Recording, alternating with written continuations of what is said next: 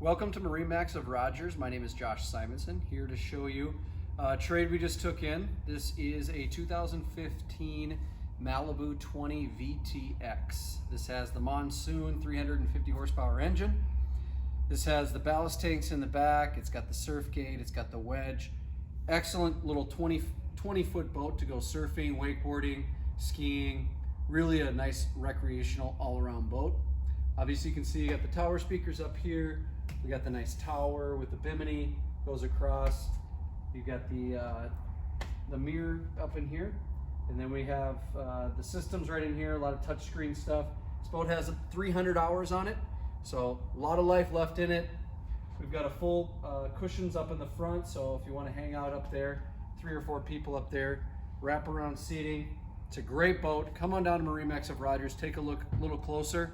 And as always, click the like button and click to subscribe to follow all the new videos we're sending out every day.